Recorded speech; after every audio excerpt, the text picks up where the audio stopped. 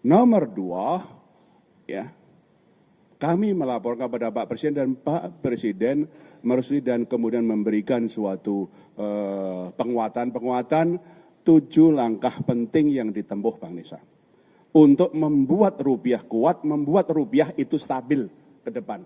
7 langkah pentingnya yang tadi kami laporkan apa? 1, kami akan terus melakukan intervensi secara tunai dan domestic non-delivery di dalam negeri dan juga non-delivery forward NDF di pasar luar negeri, di Hong Kong, di Singapura, di London, di New York. Kami terus akan melakukan intervensi untuk menstabilkan rupiah baik di dalam negeri maupun dari luar negeri.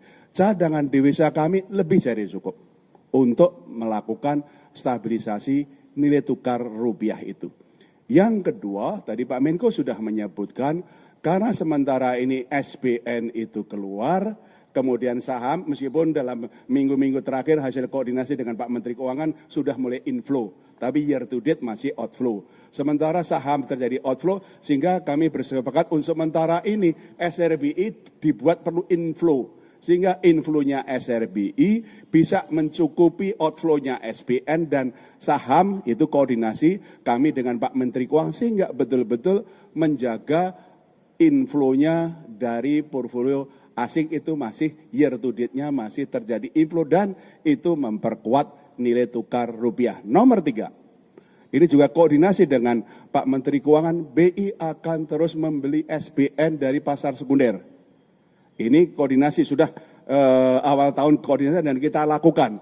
Kami sudah membeli SBN dari pasar sekunder year to date adalah 123,1 triliun rupiah. Dan kami akan melakukan koordinasi termasuk nanti Pak Menteri Keuangan bisa melakukan masalah buyback dan segala macam. Koordinasi sangat erat antara fiskal dan moneter.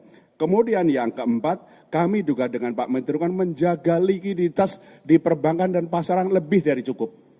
Yaitu terindikasi dari pertumbuhan uang primer yang selalu double digit. Di terakhir itu pertumbuhan uang primernya adalah 14,1%. Nomor 5, yaitu adalah yang kami sudah keluarkan adalah pembatasan pembelian dolar di pasar domestik tanpa underlying. Yang dulunya 100.000 dolar per orang per bulan, kita turunkan 50.000 dolar per orang per bulan. Itu yang kami langsung koordinasi dengan KSSK untuk penguatan, termasuk di dalam negeri itu adalah pasar yuan, Chinese yuan dengan rupiah sudah berkembang di dalam negeri. Karena lokal currency kita dengan Cina sama yuan, Cina sama rupiah itu sangat tinggi dan sekarang sudah mulai terbentuk pasar domestik yuan sama rupiah termasuk ini local currency sehingga itu mengurangi atau melakukan diversifikasi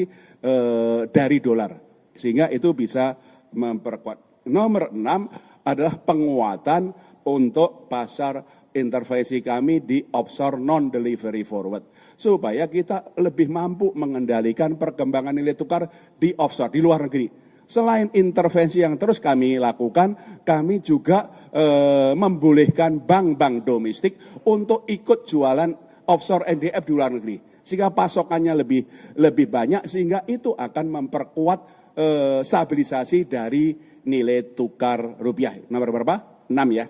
Nomor 7 adalah peningkatan pengawasan kepada bank-bank dan korporasi yang terutama kami lihat bank-bank korporasi yang aktivitas pembelian dolarnya tinggi, kami kirim pengawas ke sana koordinasi dengan Bu Frederica Widiasari dari Ketua OJK untuk memastikan bagaimana stabilitas sistem keuangan terjaga. Terima kasih Pak Menko. 25.000. Yang tadi pembatasan pembelian dolar yang sudah kami turunkan dari 100.000 menjadi 50.000 kami persiapkan, kami akan turunkan lagi menjadi 25.000 sehingga pembelian dolar sampai dengan atau di atas 25.000 itu harus pakai underlying. Ya, itu yang kami akan perkuat, ini akan kami perkuat dalam negeri. Pak Menko sudah cukup? Oke, berarti yang lain.